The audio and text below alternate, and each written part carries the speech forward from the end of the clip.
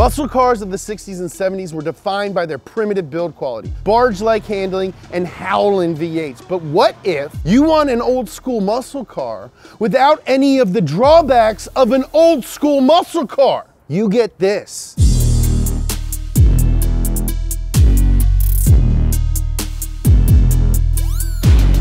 Today, we're going bumper to bumper on the Speedkore Evolution.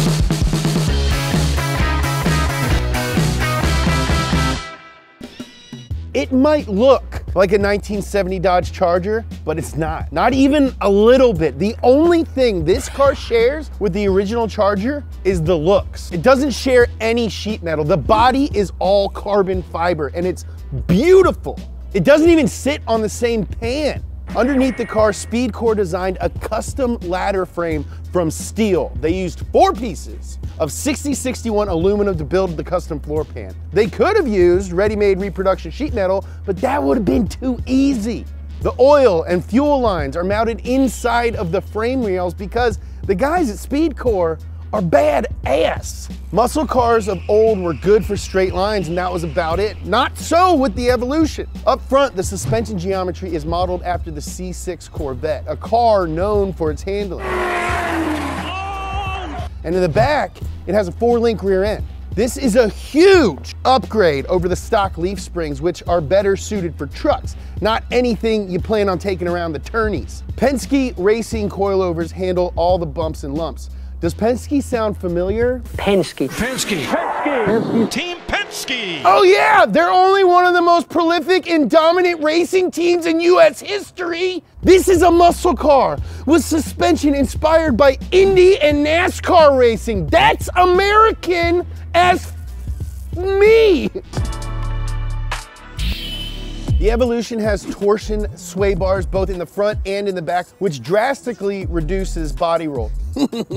When you're going as fast as this thing gets going, you want to slow down, believe me. And that's accomplished with Brembo, 6-piston brakes up front, and 4 pots in the rear. And just like my EG Civic from high school, it's got drilled and slotted rotors too, which cuts down rotational mass, increasing acceleration and cooling. The wheels are made by HRE. They're called S101s. Forged wheels like these HREs are much stronger than your typical cast wheel, and they're cooler. It's got freaking 345s in the back. That's this wide, twice in my face. And I got a big face. I can't buy sunglasses online.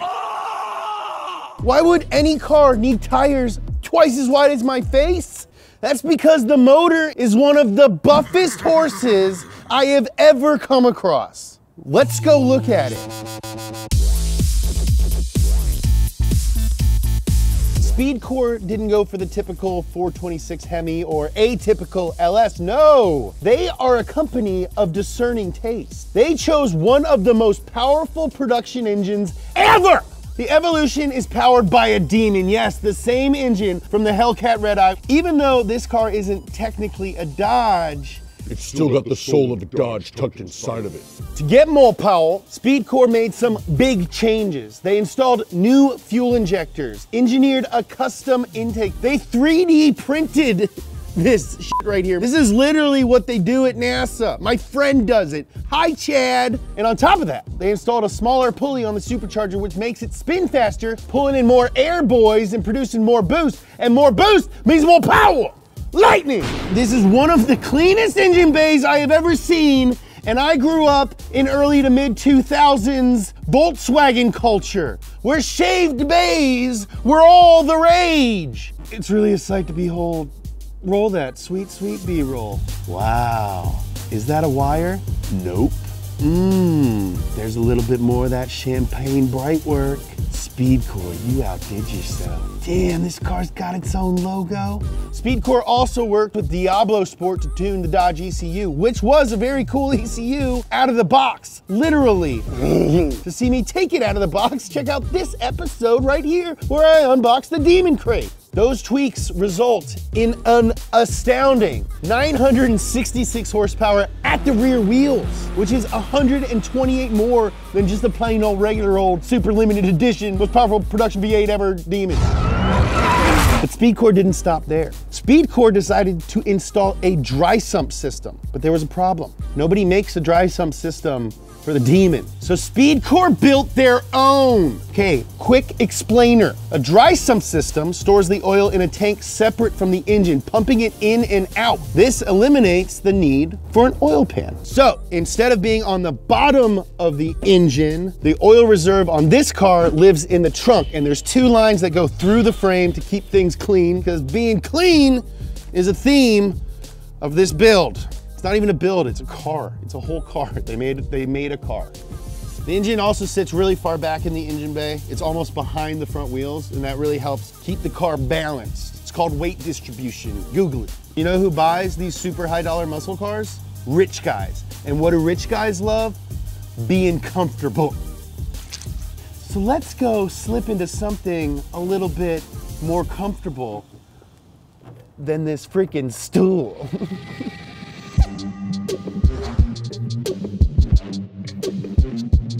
This is a really nice place to be. Now the Demon and its red-eyed brother use an 8-speed paddle shifting automatic transmission. But the Evolution, hell no, dude! Speedkore grabbed the same Tremec T56 manual from the Hellcat and bolted it onto the back of their upgraded engine.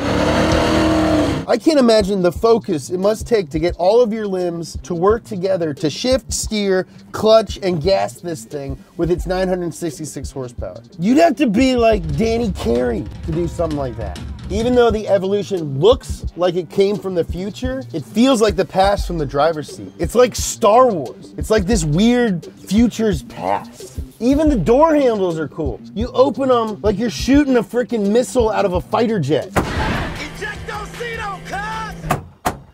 All that being said, this is the best interior I've ever been in, 100%. But that's not even the coolest part about this car. The coolest part is outside in the frigid Los Angeles winter. So, let's get down to the brass ass tacks of what make this car stand out from any other Charger ever built. The body. I just want a host note. I love the name Charger because Charger means electricity. And electricity appears in nature in the form of frickin' lightning, which is one of the fastest things ever. Lightning is so fast that it creates thunder, which is the 3rd coolest thing ever. It goes lightning, lava, thunder. Lava's on there because it killed the Terminator.